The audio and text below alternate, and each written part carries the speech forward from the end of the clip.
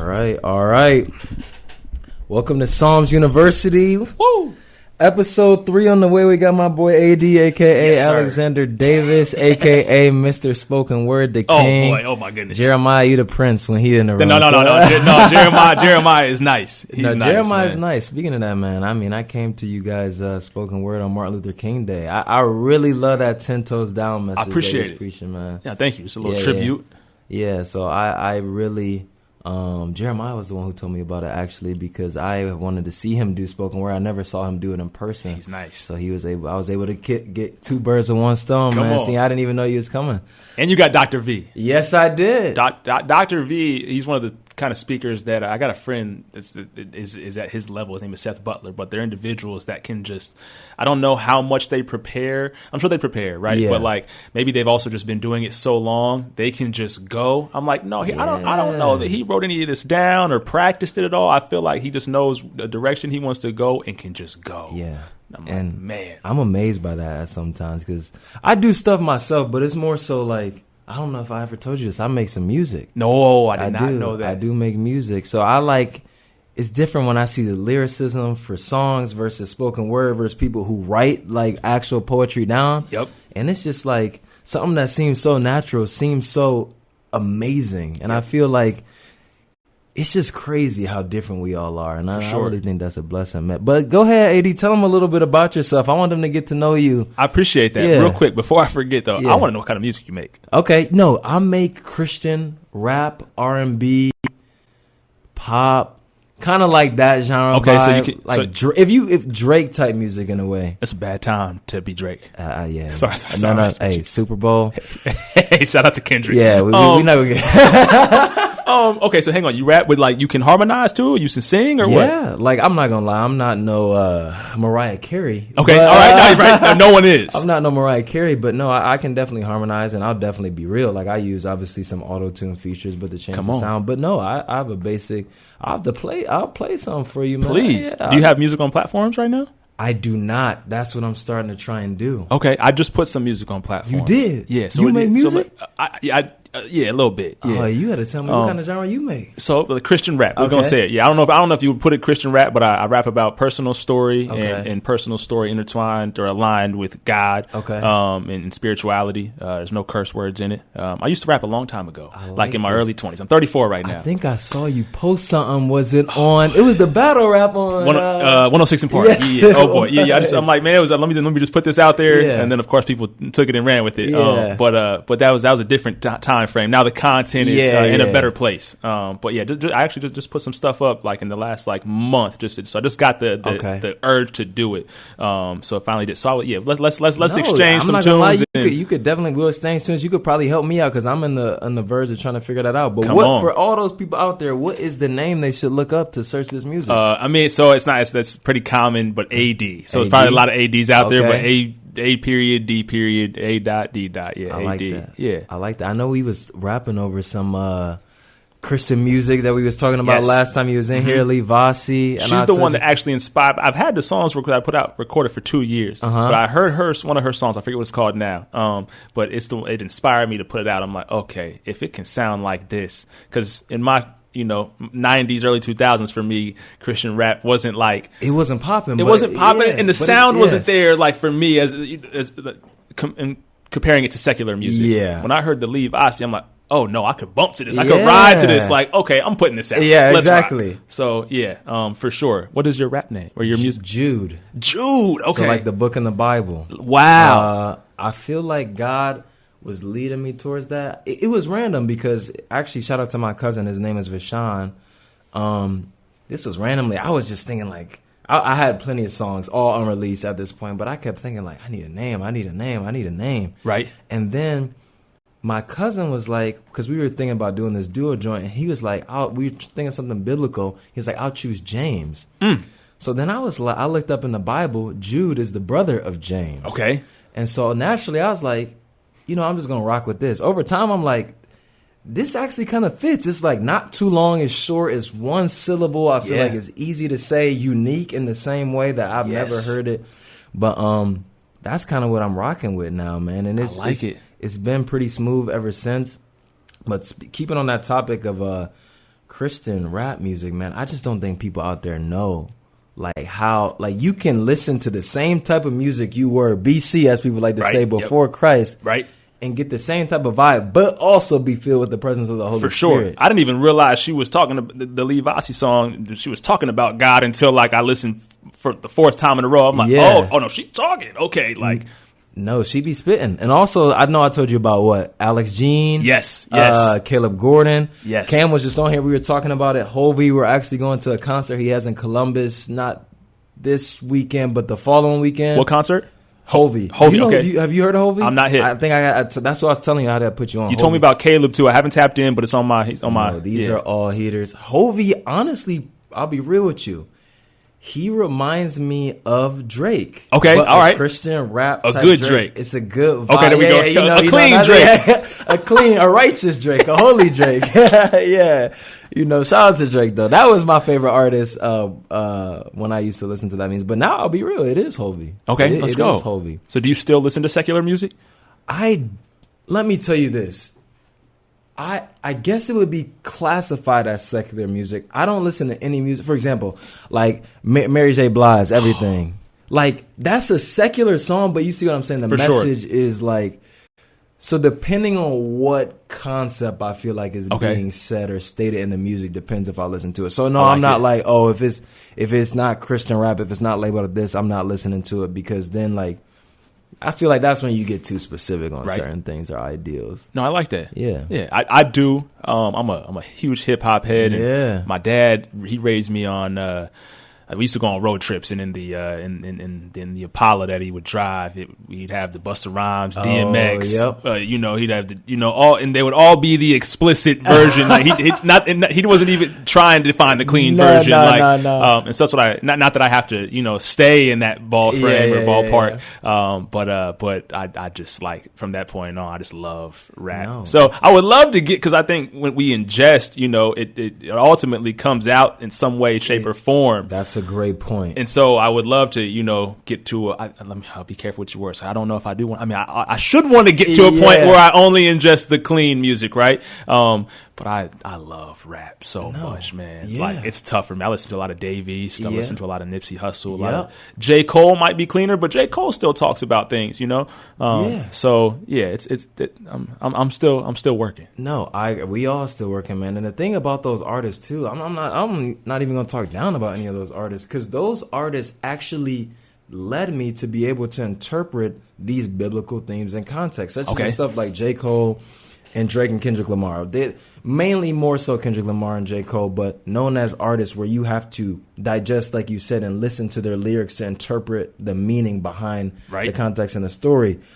I'll be real with you. There's some songs I've listened to, obviously, that are filled with curse words, but have a good meaning and concept behind I like that.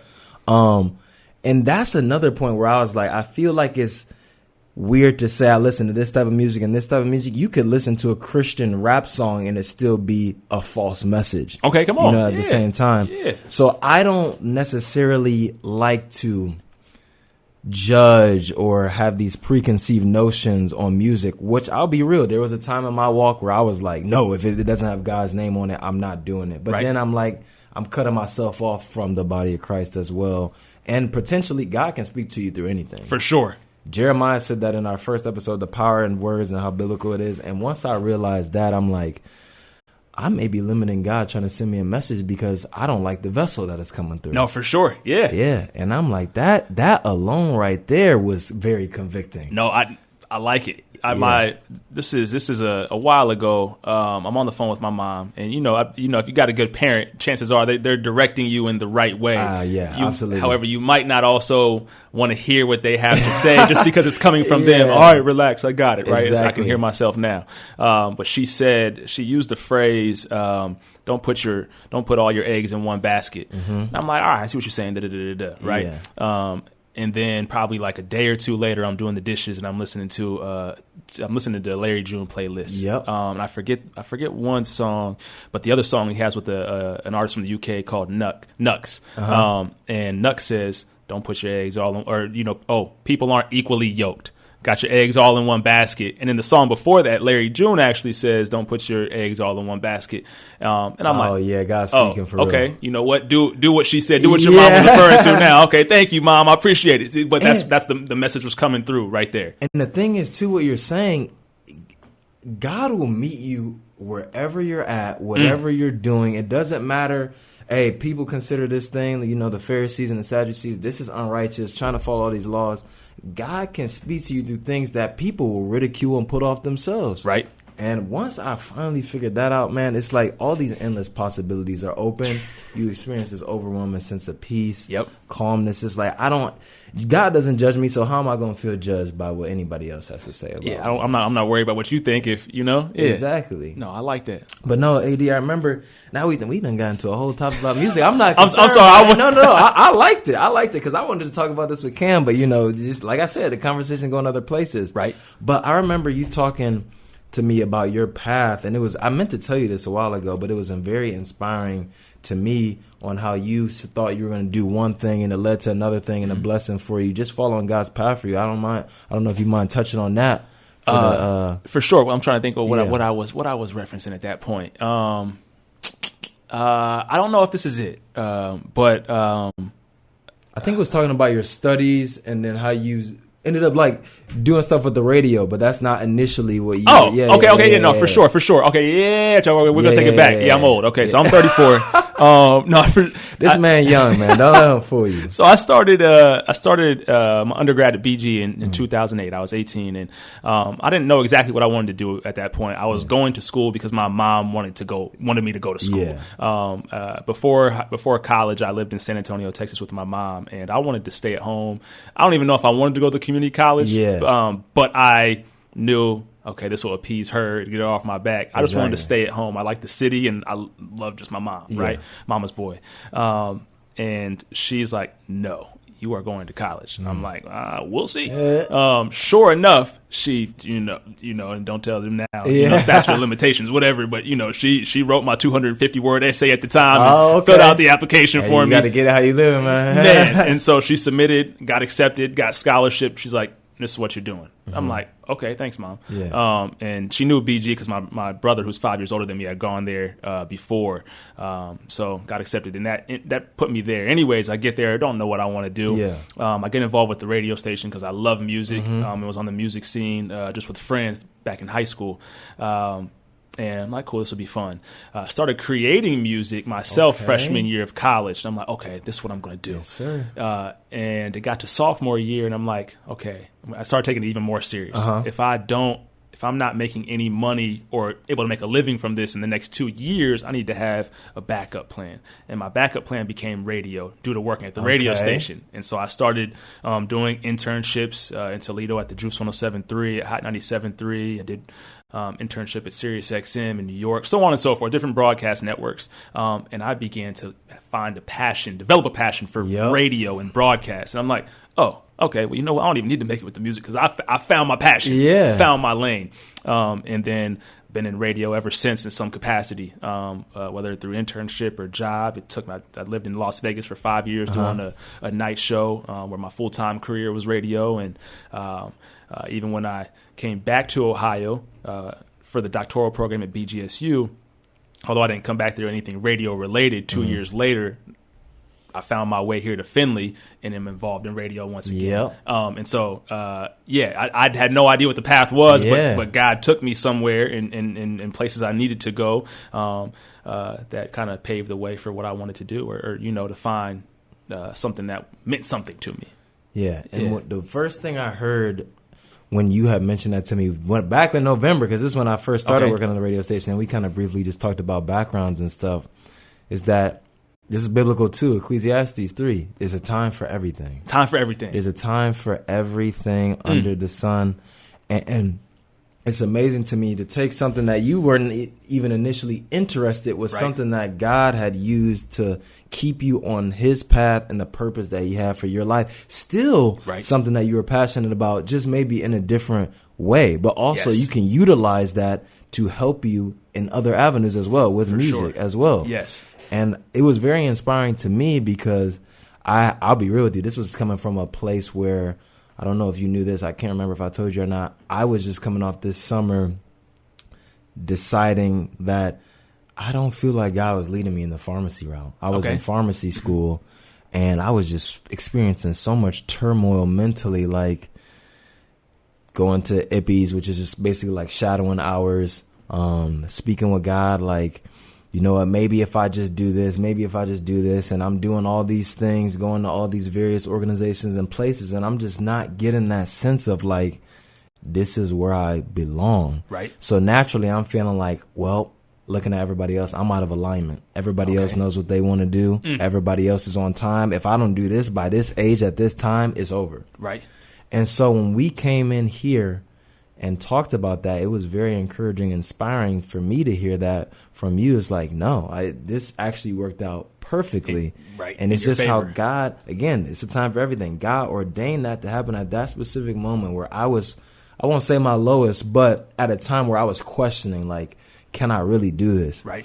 To put you on my path, and you're a blessing, man. I meant to tell you that to lift me up and encourage me. Also, music is something I'm very passionate about. Come on. Radio. I was just always that type of kid where, hence why I haven't, but I'm willing to now make the music and keep it. Okay. And like, it's just like, I was so concerned about what is someone going to say about this? Is this good enough? People are going to say, is this even a career?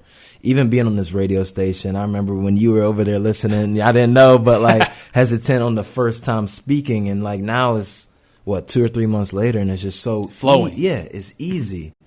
And it's just like, that's the same thing with God. I just need you to try. I just need you to have faith. Yep. Have faith. Blind faith. Blind faith. Woo. Blind faith. When we can get into that, it's just like, I'm sitting here like, God, it got to the point where I wanted to do the podcast and I had no excuse. Deven, I've given you the tools to use it. Like, you have the cameras, you have the radio station, you have someone who's knowledgeable about it. What are you doing? I couldn't make any more excuses. I was like, what about this? What about this? He was like, no, you just got to do it. Just do it. I remember the first video I posted, which was the intro, just not even. Yep. I remember like just sitting there, hands shaking, like posting it, checking back, like, hey, what are people going to say? After I posted that video, though, it took maybe a couple of days, but since then I haven't been concerned about what to post, what somebody's going to say. And it's just like, wow. You can breathe. Yeah. It just sometimes take that leap of faith, that blind faith. Yep. And then I don't know if there's been any experiences in your life where you had to take like that leap, maybe even recently. Right. I meant to ask you too, like the spoken word. Yes, it is very similar to music, but what got you into that? And how are you able to, have that faith? Because stepping in front of a crowd, like that is very natural to you now, but I'm sure maybe at one point in time that wasn't. No, for sure. Yeah. For me, that started doing the music back in early college, undergrad, and get up on stages or doing rap battles. And so the crowd never really scared me with regard to that. I like that, man. I mean, there's always nerves. I'm like athletics. I'm sure there's at some point you're nervous Absolutely. Or even pregame or have your routine, right? But nothing that was like too overwhelming. Mm-hmm.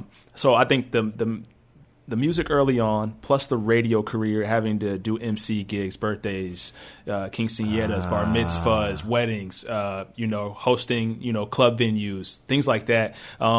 That kind of took the fright away from, being in front of a crowd. Uh-huh. Now, spoken word was something spoken word, it's all poetry like rap music, but it's just a different form. Yep. And I had never ventured in that way, but I'm like, well, I can write and I know I can deliver.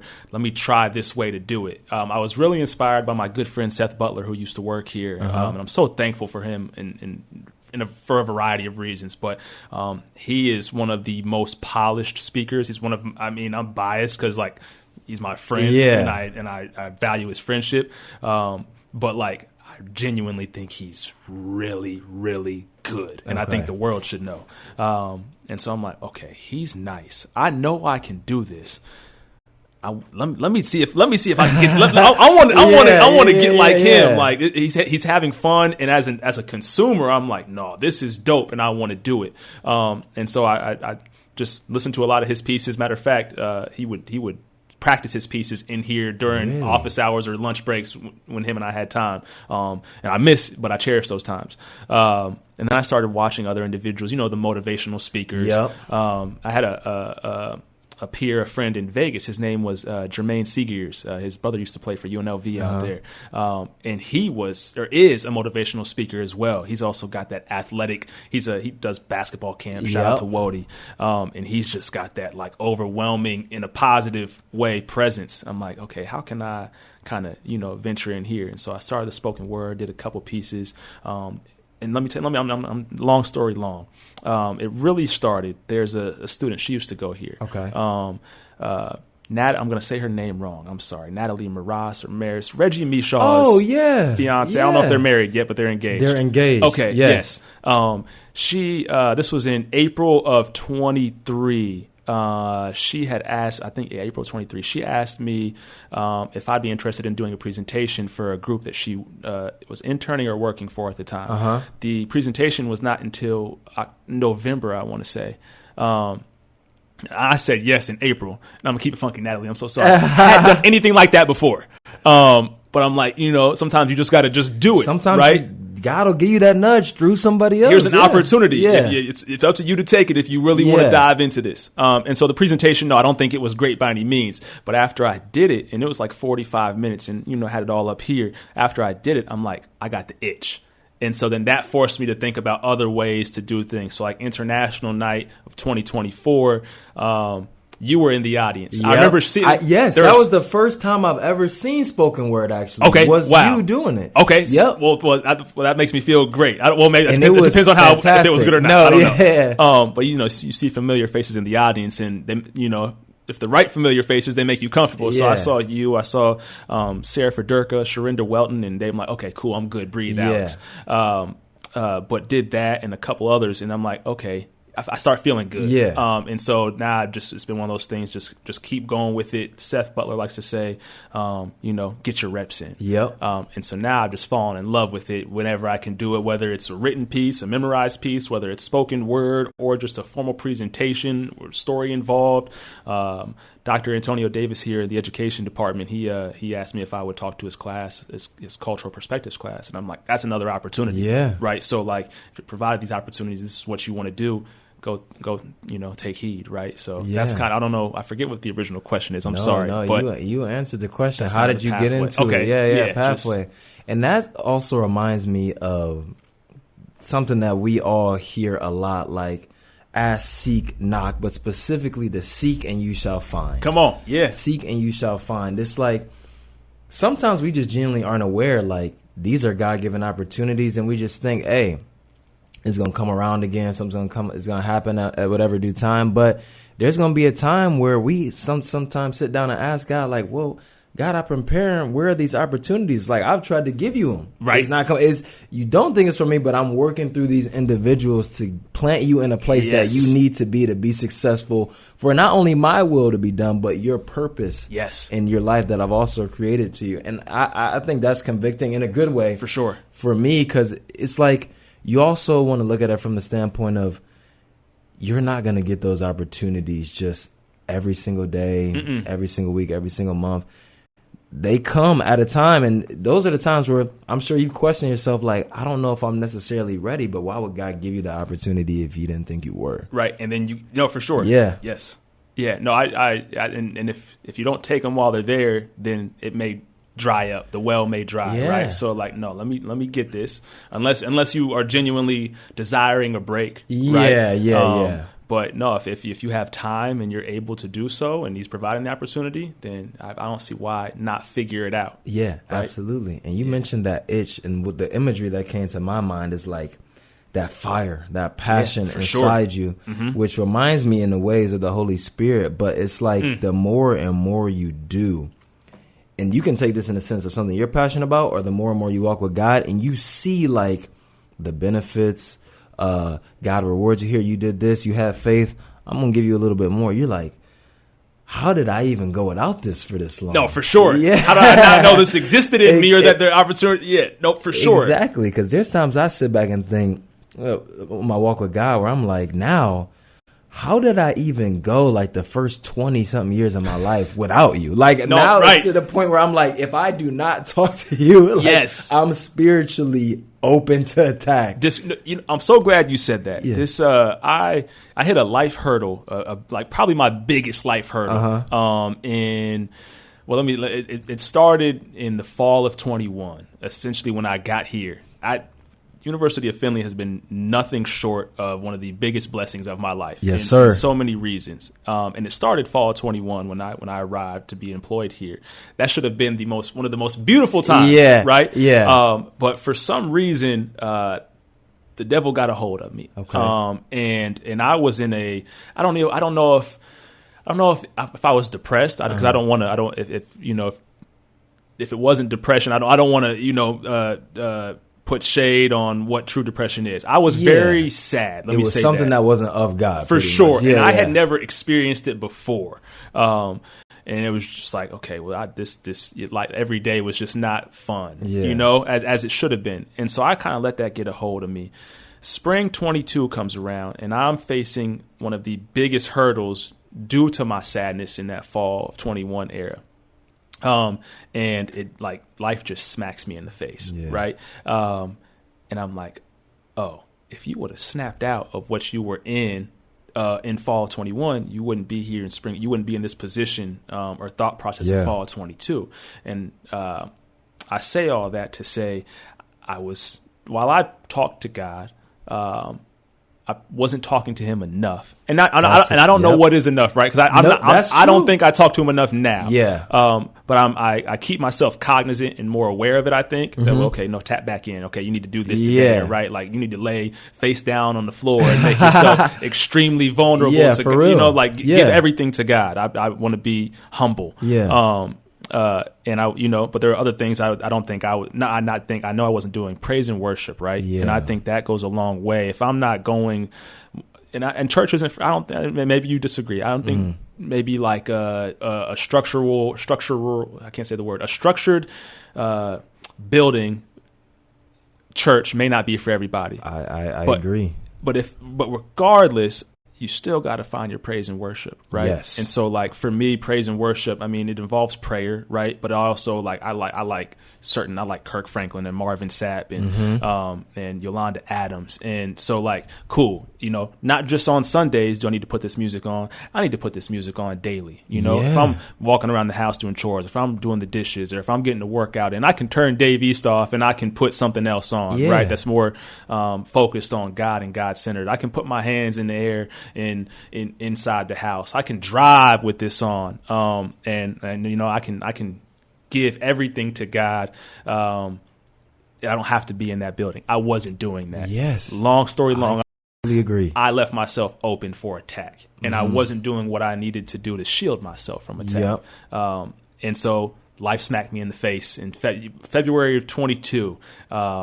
And I snapped out of the state of mind I was in from fall 21, and I'm so glad. But because some people are not able to snap out of it. So when I snapped out of it, I hit one of my mentors, role models. His name is Charlie Mack, and I love Charlie Mack so much. He doesn't know how much I love him, but I'm like, I need to find a church. This is what and I gave him specifics. This is what I'm looking for, Charlie. Do you have this? Do you know where I can go for this? And he sent me to Second Baptist Church in Monclova, Ohio, just outside of Toledo. I walked in there. I immediately knew, this is where you're supposed to be. Yes, sir. And for sure. Yeah, and right now I'm in the process, and Second Baptist is my favorite church to this day for so many reasons. Now I'm in the process of trying to find a different church because that 50-minute drive every Sunday, and church being 2 to 3 hours on Sunday, it's like a 4 or 5 hour endeavor. It's a lot. Yeah. Now, once again, it's not. I can give all that to God. Yeah, of course. However, I would like to find something here, but when I got that structure back in my life of God and with others surrounding that are worshiping and praising God as well, it got me on a much better pathway and gave me a much better state of mind that I believe I am still carrying to this day. So you said leave yourself open for attack. I think we all need to be very wary just because you believe in God and you talk to God and pray. There's a lot more to do to keep yourself, and you still might be attacked. Yeah. But if you're more prepared, it's like anything. Okay, if I'm more prepared to deal with this, then you know what? Hopefully, it will affect me lesser, or it won't, get through my armor. Right? Absolutely. Yeah. You have on the armor of God, and you brought up a really good point. Like, without explicitly saying it, you can seek God without being in a church. Yes. I used to be the type of person who thought, and this is what I would do when I was a very young, and I still am. I won't be lying in my walk with Christ, but I thought I had to go to a physical church to experience God's presence. Right. And then it happened when I got to a church, and I was like, I don't feel God's presence here. I'm like, this is weird. Why am I in a church, but yet I feel like God is telling me not to stay here? And then I realized, Deven, the church is the body of Christ. Right. The body. This is the church right now. Yes. You and me having a conversation. Two or more together. Come on. He said 2 or 3 more together. Where his name, he will be there. And I'm like, once I figured that out, again, all this stuff takes all the stress of following the law. Now. Yeah, you can feel the peace. Oh, I got to do this. I got to do this. I got to do this. I got to do this to get right with God, when there's nothing we can do to get right with God. He already did all the work. And once because I found this out, this was like July when I came to this revelation. I was like, you know what, God?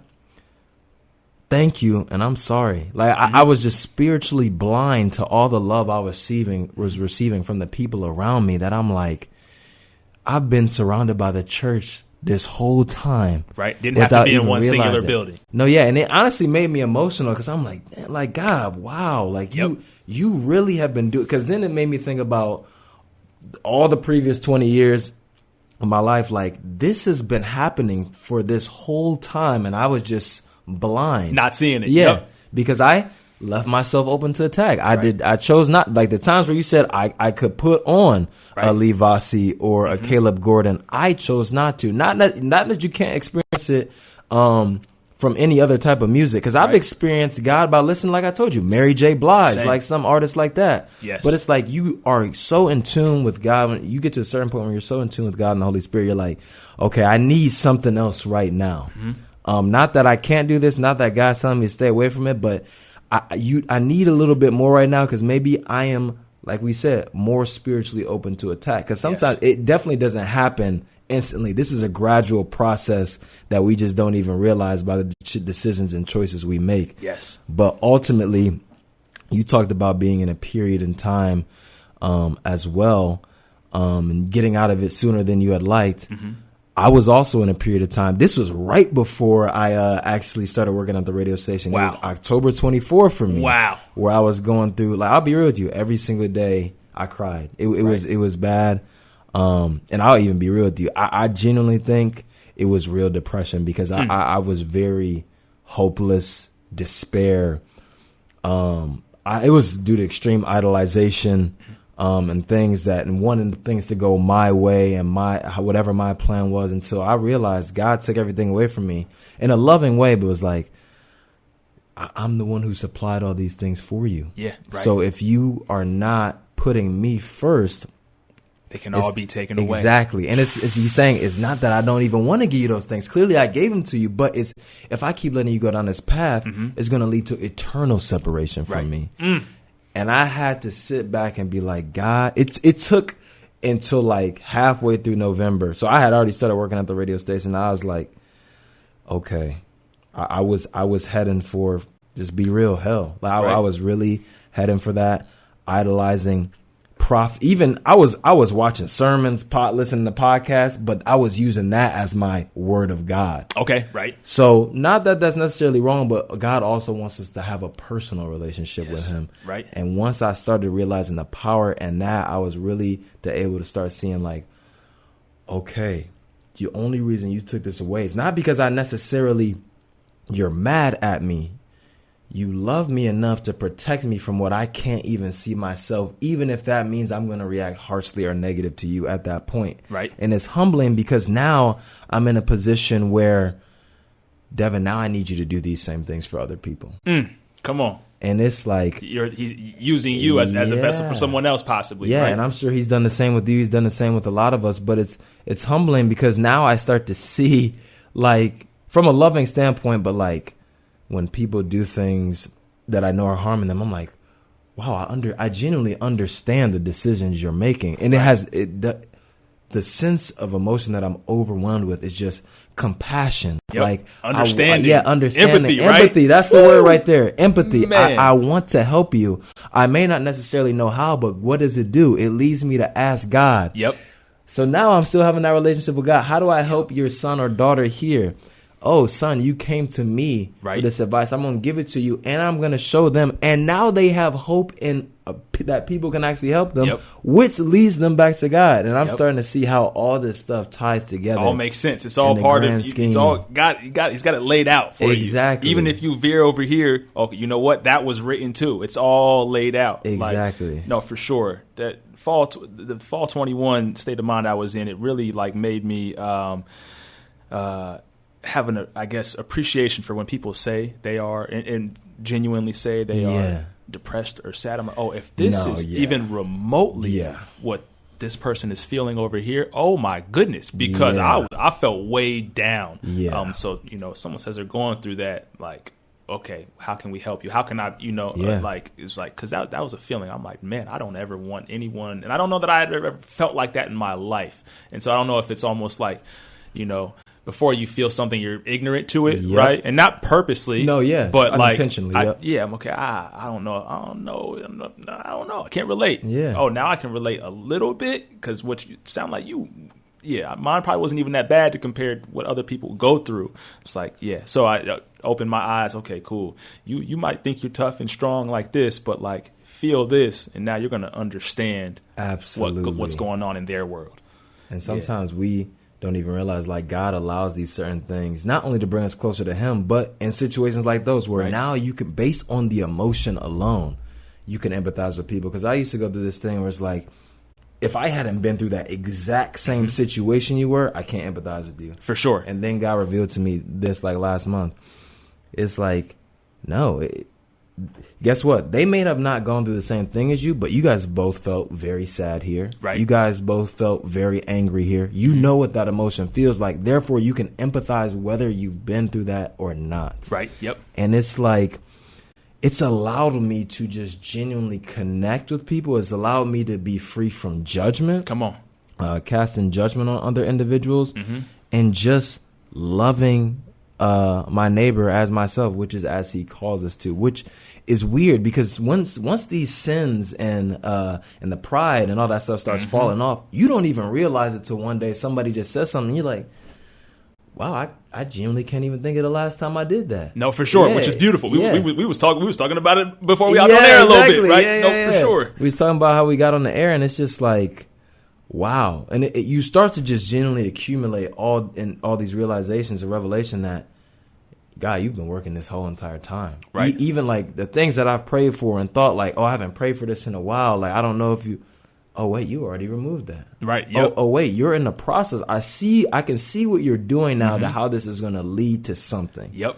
And then if not, it's like, I have enough faith because I've seen you operate numerous amounts of times that I'm not even pressed anymore. I'm not stressed because it's going to come through at the time. It's a time for everything, like we talked about. What Meek Mill said, I used to pray for times like this. Like you send the prayer up, you forget about it, comes, oh, it's here. Like, yep. Or maybe it's not, and that's also an answer too. It is. Right? Okay, that's this wasn't meant for me. I'm not supposed to do this. Cool. That's also clarity. Yeah. Wild. And that's a great point. I was told this one thing as we'll start to wrap up here, but God gives you three answers. It's either a no, a yes, or a not yet. And not what's it? Delayed is not denied. Yeah, exactly. Delayed is when I tell you the past 2.5 years of my life, that has been like a strong phrase, and I forget where I saw it first. I wasn't thinking about the phrase, and I saw it on like a mutual Instagram person's page or story, and they said that. I'm like, oh, okay. Yeah. Delayed is not denied. It's just like, son, it's not your time yet. I'm preparing that room for you. They aren't ready to receive you yet, or you don't have the tools yet to be able to step into that room with the boldness I want you to. If not, and I didn't need to touch it. Just have it in here. No. And it's just like, you know what? God the more I've seen you act in other people's lives, the more I read the Bible, I see you work everything for the good of everyone. So it's allowed me to have more faith by God being faithful and being himself. But yeah, it's like that. Not yet. Sometimes it's just for you to know that I'm still in control over this, Deven. Because sometimes it's just like, maybe I'm telling you not yet because you think you're doing it by your own power, which was sometimes some of the things I was doing. I'm telling you not yet for you to know I'm still in control in a loving and caring way. Relax. I still run this. Yeah. Mm-hmm. I still run this. But like you said, I thought that was a great point you brought up. A no is just as a blessing as a yes. For sure. You know this is not supposed to happen. Yeah, this isn't supposed to happen. I'm telling you this right now so you can move forward and see me and we will go on the path that I take you. Yes. Like we said, there's a time for everything. There's a time to mourn too. Mm-hmm. There's a time to be sorrowful. I'm going to be with you during that process. And when that time is over, we're going to move forward. For sure. And walk in this light. Sorry, go ahead. No, that was all I have. Yeah. I'm so glad you said that. And this takes it back to what you said earlier about, doing your best not to leave yourself open for attack. And I think when we are, going through those life hurdles or roadblocks, and this is not a original thought, and many people have said this, but it's something that has held true for me. We have to continue that level of praise and worship and prayer in the hardest times of our life, just as much as we do when we're trying to get something or when we are having the most beautiful time in life. Because it's no matter how long our life goes on, we're going to always have continual beautiful times, and we're also going to have continual difficult times, right? But we have to continue to cater to that relationship with God, regardless of what season we're in. Yeah, and I know y'all out there, y'all can already hear it in his voice, man, how that spoken word gonna sound. You hear him preaching to you right now. This man could be a preacher if he really wanted to. He could be a preacher if he wanted to. Look, I say task. It is a big. It's a duty, right? It is. I've watched quite a few, as I'm sure you have, but one that sticks out to me is my. I get Pastor, Reverend, and Bishop and all that kind of intertwined. I'm bad with the verbiage. Too, yeah. I think it goes by Bishop Jerry Booz. And just the ability to, and I guess maybe he says this, but I guess he might say it's not always him, right? Yeah. It's the Spirit talking to him or through him, right? Mm-hmm. So I know he prepares, or these preachers prepare, but the ability to get up there and just do that for 45 minutes, an hour, 2 hours, and 2 times a year. You know what I'm saying? Sundays, right. And then you may have something prepared fully, and then something hits you and takes you a completely different direction. Yeah. Like that is I can't. Shout out to the spoken word and the presentations, but that is wild. And I don't even want to discount it with this, but I think comedians have a tough job, but preachers and preachers is definitely tougher because you're speaking through something and of something that is much more powerful than anyone here. But that ability to do that and do it, like you said, how many times? 52. Every Sunday. If you do it every Sunday a year, holy cow. My goodness. Real quick, I know you said wrapping up. I want to highlight for those that cannot see or this video is not published. So on air right now, Deven's shirt, the song "You" is hard. The hat, I see the grace. No, that's fire. The whole name of the show is super dope. So I appreciate I'm a fan, it, man. I appreciate it. This man has been nothing but encouraging throughout this whole process. Been helping me figure all this stuff out, asking for wisdom and advice, and like we said, God is going to place the right people on your path to which you need to go. So I really appreciate you coming on the show, AD. Yes, sir. My plan for y'all is this is going to be the first video on YouTube. Sorry, Cam. Sorry, Jeremiah. Didn't work out. I like that. It's God's plan. Hey, it's not mine. It's God's plan. It's God's plan. I can't say, but no, I really do appreciate you and looking forward for them to get to know you too, man. Come on. No, I appreciate you allowing me the opportunity. And go Knicks. Go Knicks, New York. Hey, he's showing up the Knicks. Okay. We got to get this man over here now. Hey, but who's your team?